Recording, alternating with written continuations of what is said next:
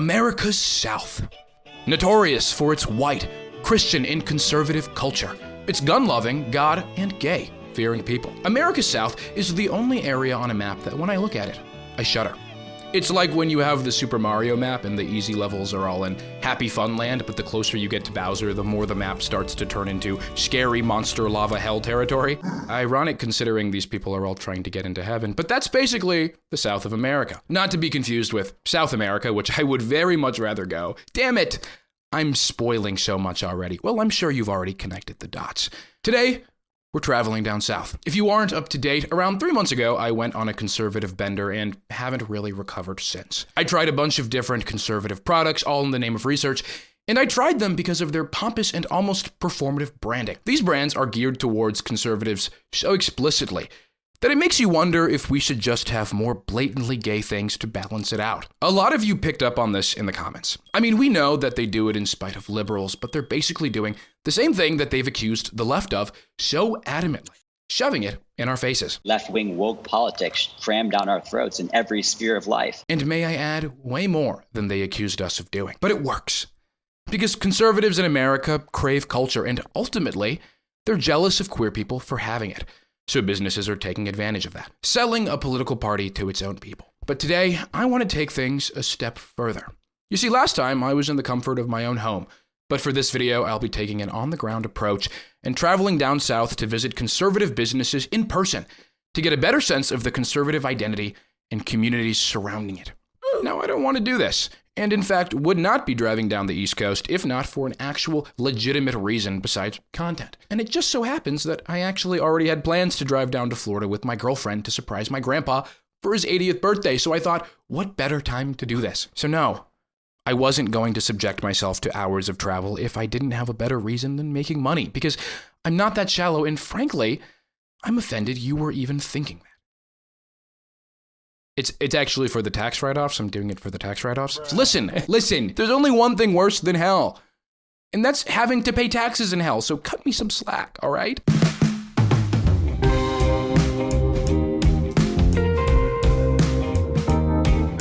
Now, even though the things I purchase are going to be tax write-offs, I'll still be giving my money directly to these conservative businesses. So with that being said, I will be donating the amount I spend at these places of business to a local Richmond organization. I live in Richmond, Virginia, called He, She, Ze, and We, which is a nonprofit that helps to support transgender and non-binary community members with things like access to gender-affirming care.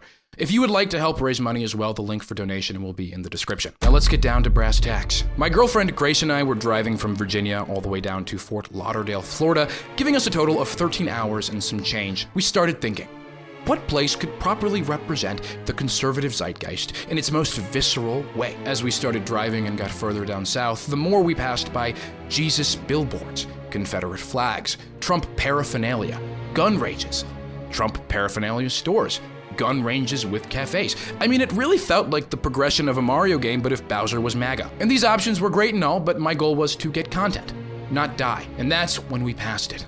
A billboard with a beaver on it. We're about, how long into our drive? We started at what, 8? So 4 hours in. Hour 4.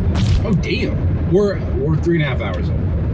And we're going to Buc'ees right now for both of our first time at Buc'ees. We're popping our Buc'ees cherry. That's a big cherry too. It's huge. Now, besides the obvious conservative energy radiating off of every Buc'ees in America, the establishment is also very conservative in nature. They recently were under scrutiny for allegedly donating money to ICE. While the company has denied these rumors, stating that the claim is entirely unfounded, one could ask themselves what kind of reputation an establishment has to have to source allegations like this in the first place. Well, as it turns out, Buc'ees creator and owner, Archbeaver Applin III, has contributed in donating over $2.8 million to Texas Republicans since 2015.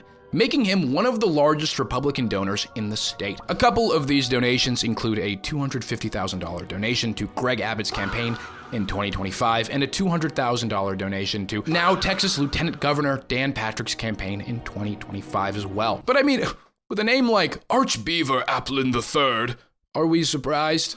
Archbeaver Applin III is literally the name of a feudal lord, a modern-day feudal lord. and Buc'ees is his kingdom. Yes, go fetch me my beaver chips. He's Guy's got 4 no teeth. teeth. Guy's got 4 front teeth. Dude, he is Bucky. He's literally Bucky. He's Bucky's dad. Twin. Maybe you go in with all your teeth and then you leave without all of them. How do you think they make How do you think they make the Bucky nuggets? Oh my god, their teeth. Fried teeth. And so with knowing the risk that we might lose all of our teeth so that Buc'ees can make their Bucky's nuggets, we stepped inside regardless, hoping for the best. And what we saw was like nothing we had ever seen before. The crowd in this store was indeed like one you would see at a Disney park. Herds of people waiting in line for brisket, a bathroom line snaking through the store, children gawking their eyes at the rows of fudge, chocolate, and caramels alike. And in front and center of the store was a zoo-like meat cooking station, where customers got to impatiently wait for the next order of their favorite brisket-filled sandwich to be ready. Literally, the employees working the station were some of the only black or brown people in the entire store. And I guess Bucky himself counts. I wasn't able to capture this on camera, but as we were checking out, I told the cashier that it was our first time at a Bucky's, and I kid you not, her response was, "I'm so sorry." So we did Bucky's, and we changed outfits because it was really warm outside. It was very warm. Okay, if you had to put 3 words to Bucky's, to the name of Bucky's, what 3 words would you choose? I would say assembly line, specifically in relation to Ford's Model T. Ford's Model T assembly line. Assembly line. That's like 5 words. But we'll use that as a concept. That's fine. Assembly dash line. That's fine, man. All right, we're gonna eat this smoked brisket sandwich, and we'll see you guys on the flip side. Our experience at Bucky's was a capitalist nightmare, one that could be only manifested in a place like America. An overcrowded, overexpensive, food coma-inducing pit stop that, ironically, is probably killing the local beaver population. We were overjoyed to leave, and after processing everything we had just witnessed and ate, we found contentment in the fact that we would never be revisiting a Bucky's again. Now, Grace and I weren't stopping at our second conservative destination until our drive back up from Florida to Virginia, which meant time to actually enjoy our trip. I know that I wasn't leaving the country during this road trip, but it sure as heck felt like I was. And when you leave the country, one of the most important things you need is a working phone. Needing data for things like communication, GPS, and Uber are all crucial when you are traveling internationally. So I've been using Simify's eSIMs. You can access mobile data without a physical SIM card, giving you the convenience and luxury while traveling abroad that physical SIM cards don't give you. All you have to do is download the app, select the plan that best fits your budget and the location you'll be traveling to, and scan the QR code. When you land at your destination, update your phone settings, and you will be online in minutes. You no longer have to worry about roaming fees or obnoxious SIM card swaps. With Simify, you get to access your phone just like you would at home. If this is something that interests you, then get your Simify eSIM before you fly. Click the link in my description and use code Saji for 15% off. And thank you, Simify, for sponsoring this video. Now, for our next location, I thought it would be best to revisit an arch nemesis, Black Rifle Coffee. Get Black Rifle Coffee if you're interested in something that's pro-American, that's not going to probably have you worried if you're doing something politically correct. I reviewed this brand in my previous conservative products video and fucking hated their coffee. But I wanted to check out their in-person store to see the difference. I mean, this is a coffee company built on pro-America propaganda. Buying their product is one thing, being in their in-person store is another. Oh, also, my grandpa had a great 80th birthday party. If anyone was wondering, he felt very loved. Here's a picture of Grace and I. Now, if you don't know the Black Rifle lore, feel free to check out the video where I cover them, but in short, Black Rifle Coffee Company is a grifter company that preys on its easily influenced conservative audience. They pride themselves on being built by veterans, but have shown time and time again that they care more about using the pro-veteran messaging to sell a product than actually helping veterans. Black Rifle took the manufactured outrage stirred up by conservative news outlets about coffee shops and businesses being LGBT and queer inclusive and turned it into a very lucrative business model, making their coffee shops literally the thing that they were trying to destroy. Their coffee has become very popular and is being sold in grocery stores across the country, which is encouraging them to begin opening up more in-person stores as well. While this isn't the location we stopped at, Black Rifle recently opened up a location in Norfolk, Virginia, which is an area I actually grew up around,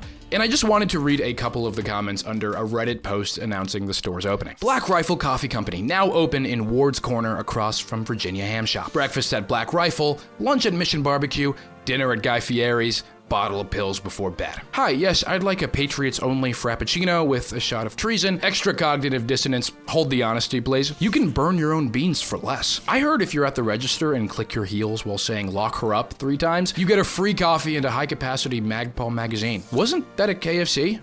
Basically still is. Glad to see that Norfolk is still doing well. But you know where isn't doing well? Savannah, Georgia, which is the location we decided to stop at on our way back home. What's up? On our way to Black Rifle Coffee in Savannah, Georgia. Getting pretty close. I'm a little nervous. Grace brought up before, like, what if I get recognized? And that's like a fear that I like have now, because if they watch my old video, I review Black Rifle Coffee, and they know who I am. Maybe they hate watched me. Which I don't know what they would do, but they'd still have to serve me, right? But yeah, I think we're gonna get a few coffees, test them out, maybe not review them in the shop, but I'll try to get some B-roll and some footage of Black Rifle while I'm in there. All right, well, I'll see you guys in there. Savannah is generally known as a pretty democratic Georgian city, considering there's a well-known art school at the heart of it. So it was a surprise to find out that there were not just 1, but 2 Black Rifle coffees located in Savannah, Georgia. There's one located on Savannah's iconic River Street, so obviously that's the one we wanted to go to, but we put the wrong address in our phone and ended up at the one that was modeled after a bomb shelter. So no river walk, but more reason to fear for our lives. What is 9 Line? What's that? 9 Line Apparel.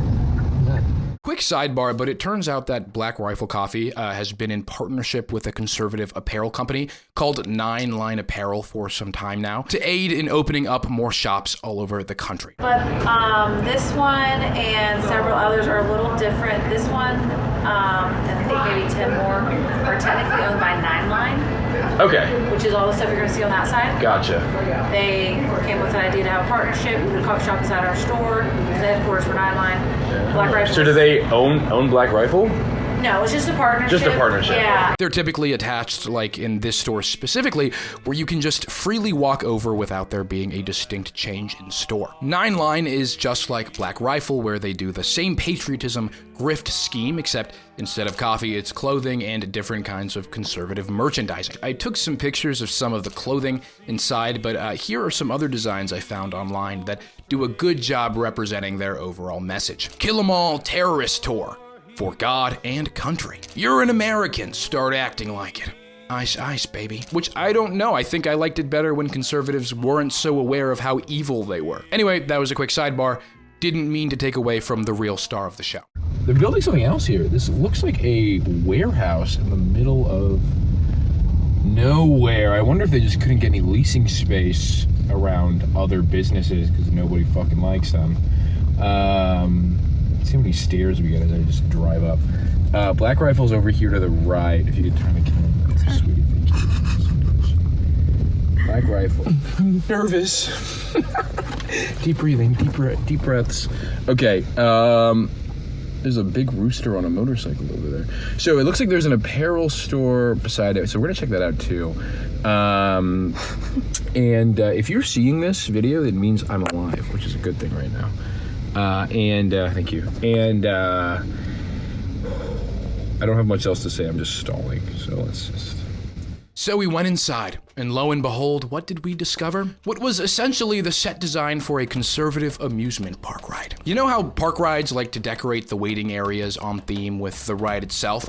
Like how the Fast and Furious ride at Universal takes you through a garage of cars into a specific holding room, or how the Mummy ride takes you through what looks like the set for the movie. Yeah, I went to Universal pretty recently, if you couldn't tell. Black Rifle Coffee was just like that, but made for conservatives. So not only did the outside look like a bunker, but the inside was decked out like one too. There was a distinct industrial bomb shelter vibe to it that they were trying to make look aesthetic, with ammo lining the walls, leather and chains in every corner, grenade mugs on the shelves. I knew we made the right right decision coming to the store. And my amusement park ride description could not be more spot on, because while Grace and I were in the store ordering coffee, there was a family that came in. Very obviously also their first time in a Black Rifle store, and they were just trying to take everything in. This family was very clearly fans of this brand and their products, and admittedly, I caught myself smiling at their joy.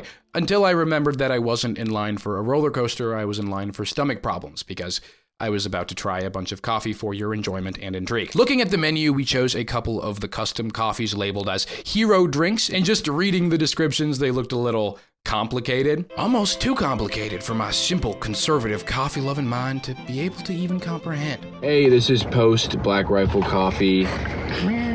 First thoughts on having to go inside. Like, what was that like for you, that experience of going in Black Rifle Coffee? It was a lot. I feel like there was a lot of attention to detail. Like, it was fully decked out with Like ammo and like chains and like metal and like leather. It looks like you're going into like an armored shelter. Yeah. Like, that's the vibe. It's also in the middle of nowhere, so that doesn't help its case. It was empty. They are closing soon. It's almost 6 p.m., which is crazy that they're open that late. It just felt like a tradition, almost like the stuff on the menu and the items you can get to eat, like the food and the pastries and stuff, felt like an indie cafe, like an alternative cafe you'd find in, like, I don't know, LA, raspberry lemon loaf, blueberry crunch, right. coffee. And we ended up getting a couple coffees. We got 3. We got an Old Glory, which is raspberry and mocha, super not feminine. No. Love that. Jet Fuel, spiced brown sugar, and energy boost.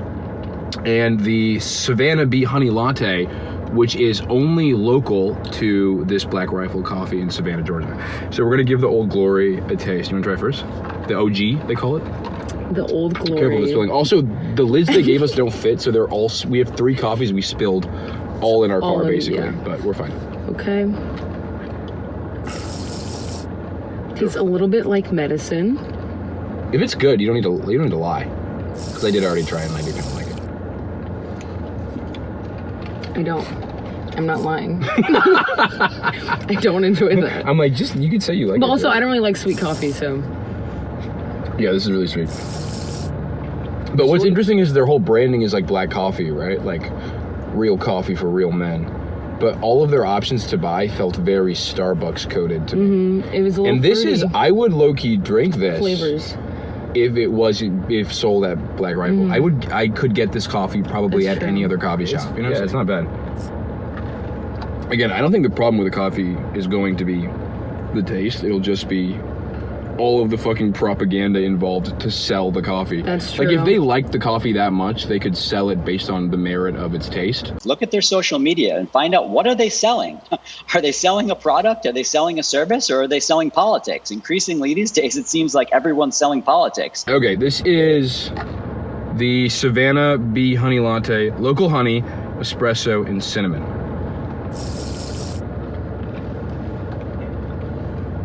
That just tastes like a chai latte. Like one you'd find in like a white coffee shop. Not like actual chai tea. Yeah. Right? I mean, I like the honey flavor. No, it's good. But it is just kind of like...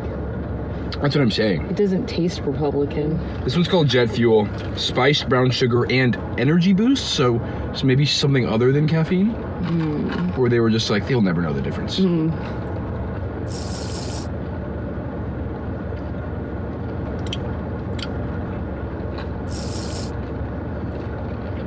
Maybe like this is like a brown sugar shaken espresso. Right. I'm curious as to what the energy boost is. Oh, I taste it. Oh, I don't like that. They just taste like fake. Yeah. It tastes synthetic. No, these are all very sweet. They're all ridiculously sweet. And not coffee. If I was a conservative man going on a road trip to go to Black Rifle Coffee, like the in-store, and I got these 3 coffees, I would be furious. Yeah. I'd be fuming. I rate the coffee like a solid 3 out of 5, but because it's Black Rifle and I wanted to drink hardened black oil coffee, 1 out of 5. I'm gonna do a 2.5 out of 5 because I wish there was just more of a coffee flavor. Yeah, there's. I agree. Yeah. But I will say they hit the nail on the head with the decor in there. Yeah, I felt very safe and the interior designer did holy their shit. thing, Which I feel like they have to be queer to do something like that. Right. Like they did insane on the. A straight person could not have done that. No, not at all. Okay, all right, back to you, Saji, wherever you are. Thanks, Saji. That's right. Nothing about Black Rifle Coffee makes any sense. The in-person store was very different than my experience trying Black Rifle's coffee grounds. While the coffee grounds were very much on theme with the hardened veteran appeal, the store's messaging and the decor completely contradicted. With the raspberry mocha or the Savannah honey coffee flavors that we were drinking, conservatives need to be honest. Were they complaining about the feminine drinks, or did they just need a masculine safe space to enjoy said feminine drinks? I know that Black Rifle is a grifting company. Visiting their in-person store really opened my eyes to how much they rely on their messaging and advertising to sell their products. They would literally be nothing without it. Just to really hammer in the grift here, I want to talk about one more thing I noticed while we were in the store. Grace and I got into a conversation with two of the employees. One behind the counter who gave us more information about Nine Line Apparel, and a general manager who came up to talk to us. I want to be careful about how I refer to this individual because I'm a straight man, but I just want to preface that these are things that I observed. But the general manager was a gay black man, or at the very least, queer presenting. Now again, I'm a straight man. Maybe I don't know what I'm talking about, but this person seemed very comfortable with their sexuality. Obviously, I don't have a problem with this. In fact, it made me feel safer. It was awesome. The weather was ideal. It was. The beach was amazing, and it was the perfect weather. I was able to sit on the beach for 4 hours in this. Yeah. I love Miami. Yeah, it was so awesome. Nice. It was so nice. My thing is, I'm surprised that Black Rifle Coffee could make me feel safe. This is a company built off of hating queer people. So why are they hiring them? I mean, great for Black Rifle for being inclusive in their hiring practices, but I genuinely was not expecting this. And I think it really cements the overall messaging of this video, which is what I would like to don: red, white, and blue capitalism. Take away all of the Black Rifle branding and conservative merchandising, and I was basically in a liberal coffee shop. I was nervous to go in. But we ordered Gen Z-ass coffees and hit it off with a queer person. I mean, I felt right at home. Rainbow capitalism took over for a while. It really did. But I think the tides are shifting. Or at the very least, corporations are taking advantage of the blatant political cultural shift. Buc'ees has been around for a while, and while there's less of a political agenda there, there's certainly a cultural one. At the end of the day, capitalism needs a host to survive. And with a con man as president, there's no better host to latch onto. I've donated the money I spent plus a little extra to the Richmond charity I mentioned in the beginning of the video. Please donate if you have the luxury to do so. And thank you to the channel members for supporting the channel. If you want perks like new videos early, consider becoming a channel member. And thank you so much for watching. I'll see you next time.